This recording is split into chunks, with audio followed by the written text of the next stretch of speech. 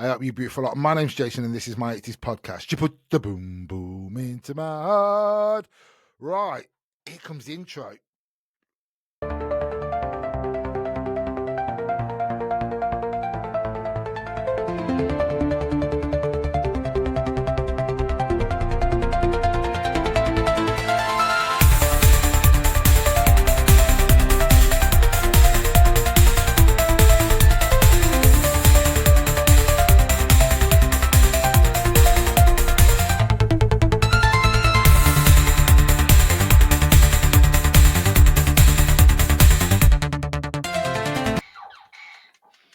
Oh, well, that was quick.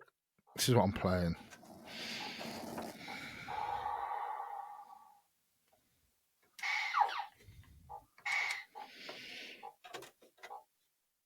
Right, welcome back. Take a good look at there. I hope you beautiful lot. My name's Jason and this is my 80s podcast. You put the boom boom into my heart. 2 years. How has that happened? So, as it's my 2-year anniversary today, this is going out on the same day, so it's the 16th of April. I'm going to let you listen to the first ever podcast I did, chat. It's an audio, and it's with the amazing Karen Audio. I've done loads more before. I can't imagine anyone else I would rather have done it with, but we did it on our mobile phones. So I just started, and I had my mobile phone full of cold. Karen got her mobile phone as well, so we just did it, and I recorded it through our mobile phones. But it was just brilliant, and to listen, it is. I always get a little bit cringy when I listen to my own voice anyway. But when I listen to the first time, I just think I'm glad we've moved on a little bit from that. So please take a listen. You can't look, but I've revamped it, so I've put it on here. It's just got pictures, and it's a bit more thingy, but it's just audio. You can't see us moving, so it's just audio. But please take a look. You're not taking a look, are you? Take a listen to the first ever podcast chat I did with the amazing Karen Order 2 years ago today, the 16th of April. Have a great day, you beautiful lot. You beautiful lot. Welcome to my 80s podcast. You put the boom boom into my heart. As you can tell, I'm not a singer. My name's Jason, and this podcast is for everyone who grew up in the 80s, or for those who just love the 80s nostalgia. I'll be taking you back to your childhood and mine, to a time with no internet, no mobile phone, when life just seemed that little bit simpler, and had some of the most amazing movies, music and fashion. So before I get my first guest on, let's take a good look at number one album this week in 1980. I'm back, you beautiful lot. I've just been delving through the 80s archive and just found out the number one album on the 19th of April this week in 1980 was Rolls Royce's Greatest Hits. Now, this album literally had a romancing side and a dancing side. So on the romancing side, they obviously had Love Don't Live Here Anymore, Wishing on a Star. And on the dancing side, they have It Makes You Feel Like Dancing, Car Wash, and Is It Love You're After? And actually, Is It Love You're After was actually sampled on the theme to S Express's 1988 hit. I know, always a school day. Right, you beautiful lot, let's get my next guest on, Karen. I'd like to introduce Karen. Karen was one of the people that I met on TikTok years ago. Imagine anybody that I would want to do my first podcast with and talk about the 80s with. Oh. So Karen, what I was going to ask you, one of the questions I was going to ask you is, what does the 80s mean to you? What memories do they bring up? Well, I was in my teens in the 80s, so it was quite a big time for me, really, because prior to that, like the 70s, only being sort of 11, 12, music and stuff didn't really equate with me much. But going into the 80s was like my 16th, 17th, 18th kind of year. See, they were doing brilliant years. I was a bit younger than that, so I would have loved the 16 and 17-year-old. It was great because we, as an early teen and going into that 18th year where we obviously were going out, it was just a joyful time. It was just exciting, really, to see everything changing, because it was a dramatic change from when I was a kid and sort of growing up in the 60s and 70s and then going into another decade. It was, and colourful. I always find the 80s was really colourful. You know what I mean? When you see some of the stuff, I mean, some of the stuff still around nowadays. People still I love all that colour, but I Yeah. just remember the colour and everything was bright and everything was neon, wasn't it, more than anything? And also, I think a lot of the 80s stuff was reminiscent of the 60s because the mini Absolutely. skirt came back in and the rah-rah skirt was Yeah. a similar mini skirt. And the flamboyant stuff that, Yeah. you know. Do you know, like this nowadays, I always think, do you know, like when you see people like Adam Ant, that was in, and I know it wasn't like, I mean, Adam Ant, it was just like, it was like a costume film, wasn't it? So it wasn't like makeup he wore all It the was a time. gimmick, wasn't it? It was a gimmick. But he was, and I can remember I talked to you a while ago, and I can remember, because I always wished in the 80s that I could have gone clubbing, but I was a little bit younger then. So I think you were telling me about when you used to go clubbing and what it looked like. It was amazing because it suddenly, I think people suddenly got a newfound freedom, and you went out, and I think I said to you before, didn't I? I was stood there once, and I looked to my left, and there was a guy stood there, and he had more makeup on than I did. but you know what? They did, and people didn't even bat an eyelid, did they then? No, not at all. I was in awe. I didn't really fit into a genre of people. You know, I did do my own thing, and I tried to mimic some of the fashions, but I never quite found my niche. But I did love, you know, because we also had the mods and stuff, and they still carried on. You know, things like that still carried on, and the new romantics. Oh, do you know? I always remember. I think was it something about when you said one of the dance floors when you walked in just reminded you a bit of Saturday Night Fever. Yeah, it was. People might know this if you're listening, but if you lived in London, there was a nightclub at Streatham Hill called the Cat's Whiskers, and I remember going. I got a red bus Rover that'll take you all back. A red bus Rover which took you everywhere and anywhere, and we ended up in this nightclub. And I walked in, and if anyone's seen Saturday Night Fever, they had the checkered floor. So they had the squares and they all flashed up different colours. See, I would have loved that. I literally would have loved that. My jaw was nearly on the floor. I literally walked in. I'd never seen anything like, because coming from a little rural village, Yeah. to suddenly be faced with this, I was just mesmerised by it. See, I would have loved all that because I never, like I said to you, I never got to do. I mean, I think when I started to go out, it was like the end of the 80s, so it was more like the Kylies and the, you know, what I mean. As much as but I obviously like, as much as people know, I'm obsessed with George Michael and Wham. I loved all that sort of stuff, but I would love that sort of nightclub feeling to go out because I'd never seen that. I never used to see it on the telly, and when you mentioned if you can hear a helicopter going over, but if it's making a noise, everybody can you hear it? You can't. Oh, that's good. I can hear it. It's like, That's the great with recording things, though, isn't it? It's like I was just praying that the doorbell weren't going to ring, to be honest. Well, my husband's fitting a new telly. Did you hear about the telly? Well, I'm diversing anyway, but he something happened to the telly. I might tell you that later. Okay. And, he's just fixing telly, and I've just literally said to him, "Do not call me. Do not tap on the window." Oh, yeah, and that's what I was saying. It's like, I mean, do you know what I was talking about the other day? I think I mentioned it to you. I was talking about clothes, fashion in the 80s. Because I can always remember, I think it was late. I think it was early 80s. Remember the Harrington jacket? Yeah. And you used to have your name on the back. Yeah. And I can remember having a red one, and I kept persecuting my mum. Can I have my name on the back? Can I have my name on the back? And she's going, no.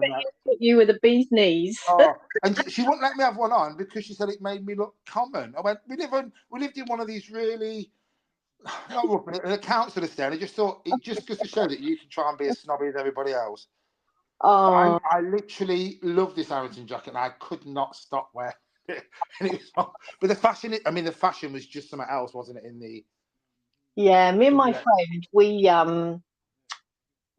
saved.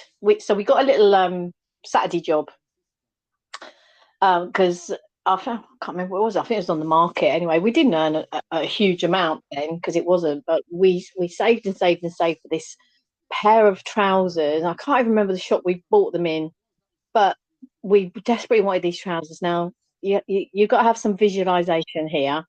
So they were brown corduroy with 3 buttons at the front, so high waisters, so nearly up to your ribs.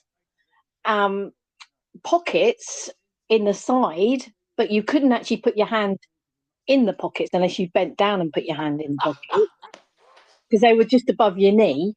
I don't know what they were there for. And they were flares. They were so flared that when you wore your wedges, they covered your shoe. They had to cover your shoe. You couldn't see shoes. If you had proper flares, you could not see your shoes. And they were £5. See, that's a bargain, that, and it's like. I mean, I always remember the 80s with especially the clothes. Everything used to look like it. I mean, I can remember having some. I don't know when that was. It looked like paint had been flipped up half of me. A Picasso. And denim as well. We used to wear denim on denim on denim. Yes, denim was big. Do you know what I mean? And people used to wear denim, and then they wore denim underneath it, and then denim underneath, and then denim jeans. You know what I mean? Everything used to be. Do you know what I mean? It was just.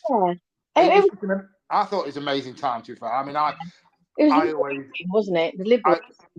Yeah, and I always think, do you know what? I'm so glad that I had that sort of like era to like decade to look back on this thing. Yeah. What an amazing time. You know what I mean? It was just you and now it just goes to show with music. I mean, we all still love the 80s. I mean, you know what I mean? A lot of stuff now is 80s influenced, isn't it? That's absolutely.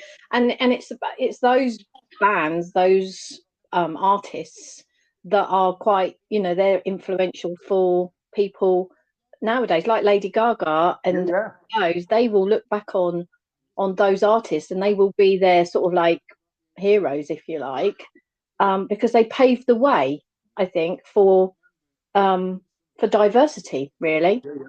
I think, Absolutely. Another thing I was going to mention, because I was researching it and I was just looking at going back to, do you know, some of the toys. I have to be honest, I was looking back at some of the toys the other day and I just thought, no. And I think we mentioned, like, my sister used to have these like roller skates, and I mean, we had loads of different roller skates. But these were like little children plastic ones. They were yellow and blue. And I think like together in 2 halves. Honestly, and I think these plastic ones, literally, I think she spent more time on her knees because the wheels never rolled. They just never rolled. Could you? You shuffled. No. But, exactly, and then you had like the teenage ones, which, like you were saying, which, you know, the metal ones with the screw in the bottom that you used to extend out. Yeah, so they last a few years.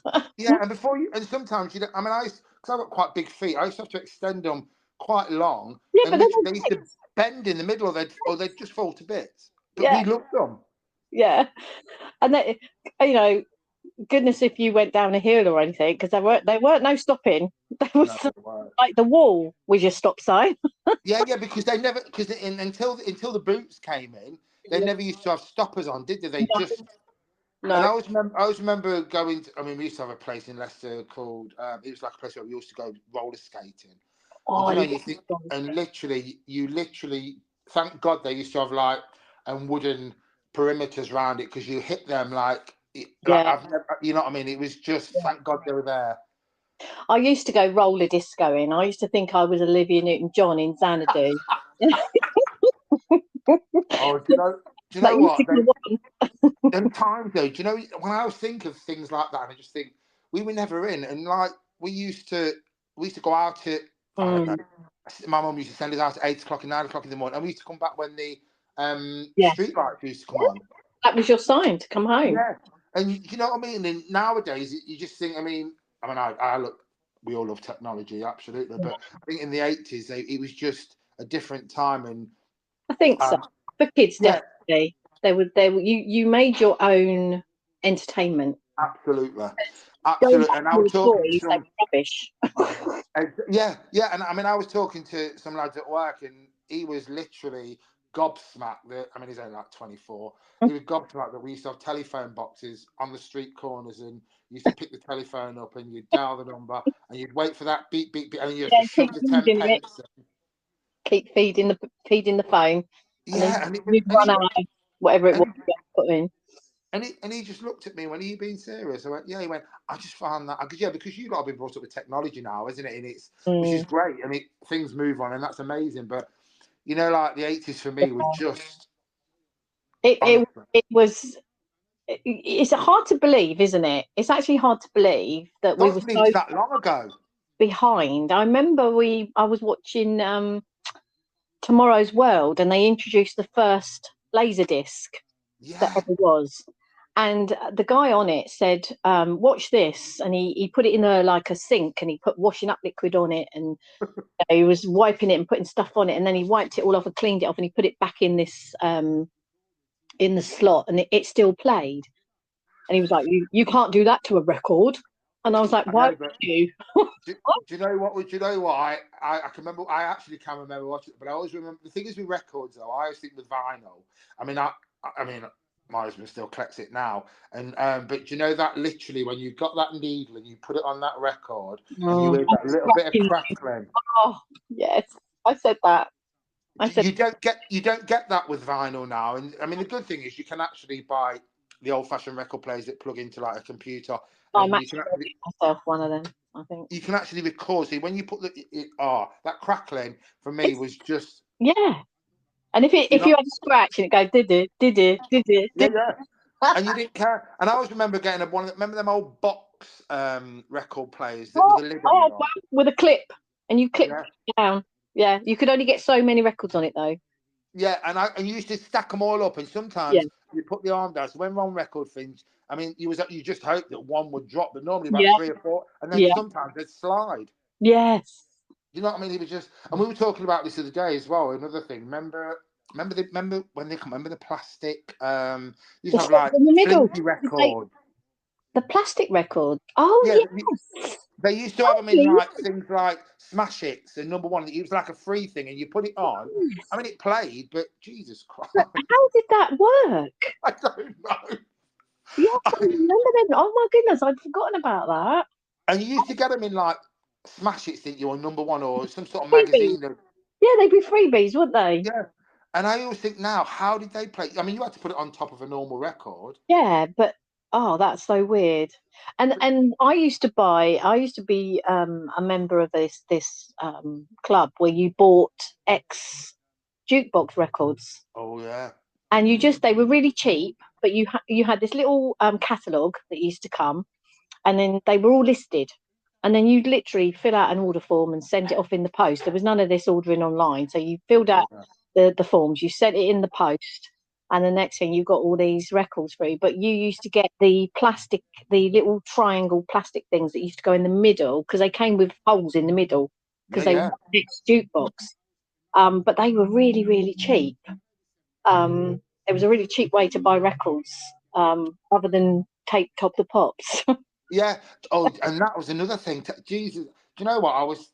I just kept thinking something. Like I have got a bit of an addictive personality, and I always remember like when cassettes were out, and we used to record the top 40, and you just prayed that you got there before the DJ started talking. Yeah, I know. And used to happen. But then that was the only way that we could. I mean, a cheap way, wasn't it? Yeah, we weren't supposed to, weren't we? Illegal. When the ghetto blasters, they called them boom busters, I think, in America. But I think the ghetto blasters, I used to love all that, literally going around. I mean, when you think going around the street playing all this music so loud. I had a huge box. Yeah, but it was so loud. And when you think to yourself, nowadays, we've got headphones that we can actually I know. Listen to, but in the day, the Echoes, haven't you, and everything now, and Alexas and and that's the thing, isn't it? Things have moved on, but I just love the fact that the 80s had that simple. Things were simple, weren't they? I think just life was a little bit more. For me anyway. I used to always go out. I was never in. I was always out. There was always somewhere to go, because you remember when skateboarding came in big time? Oh. Yeah, I weren't built for skateboard. No, me neither. But all the kids on our estate, we all decided that we were gonna go and get from our homes hammers, nails, and bits of wood, and we literally made this skateboard round. I kid you not. It literally was an up and down like loop. I don't know how we even made it, but it was like some kind of disaster that was ready to fall down because we built it in the street, and the adults were fuming because every night we were on it, and all you could hear was. But that, things like that. Saying that actually takes you back to, I can remember go-karts. Oh yeah. And we used to build our own. I can always remember I'd gone away to, I'd gone to stay with some family for a week or something. And I came back and my dad had brought me a go-kart, and it was like, obviously it was like old pram wheels, wasn't it? And it was like, sometimes you'd have two no at the front, brakes. Yeah, no brakes whatsoever. And it was made of wood, and you had a seat on it, and you used to have like a rope to steer and the front. You steered it from the rope, didn't you? Yeah, and it had a big massive bolt in the middle. And we used to literally go down this. Where I used to live in Leicester, we used to have a big hill, and I used to go down there, and you used to just literally pray crash. You never hit anything or ever hit anybody. And how that never happened is, obviously times yours used to come off, didn't you? And in my times you'd have grazed knees, but you know what? You just literally wiped it off and carried on. We were dangerous. We were dangerous kids.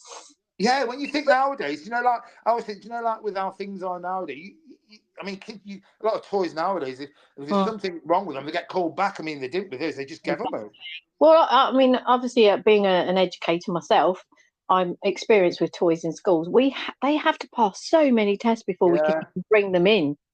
When you think back in the 80s, it just. When I think about it now, especially that go-kart. I loved every moment of that go-kart, and I just think, how the hell? I was covered in bruises. Covered. And you know what? I can always remember literally coming off one and sliding across my knee. And, when you rip toy and you go in and you go to your mum rolling, and she'd just look at it, and my mum used to just put something on it, or she'd put a big, something that used to sting, and you'd literally make it 100 times worse, and then took you out. Yeah, it was. I don't know whether TCP was out in the 80s. It must have been, but it was something like that literally used to send you worse than what the Greys were. Oh dear! And those, what were those? We were saying that those clackers. They got banned in the middle of the 80s because they kept shattering, and so many children ended up in A&E with bits of this stuff gone in their eyes and cut their face. And do you know what I want to talk about, because I remember you mentioned it to me. Was Tipp-Ex. You want me to say what I did with my Tipp-Ex? What you did with Tipp-Ex was literally one of the funniest. Is this going to be censored? No, seriously, it's not that bad. No, you're all right. Well, with my Tipp-Ex, I used to paint my nails and think it was nail varnish. So I had these white nails, and sometimes I even went as far as got a little black pen and made little patterns on them. I would say, because when you think now, nowadays you can buy that sort of stuff, can't you? But I suppose I love the fact of just seeing someone with all these white nails, because I suppose you could literally draw anything on it, couldn't you? Because it was Tipp-Ex. I just thought my nails looked gorgeous. I was just like, I'm ready to party. Literally, all you got to remember, you was head of your fashion. You was head of fashion doing that. Absolutely. There's loads of people that have white nail varnish now.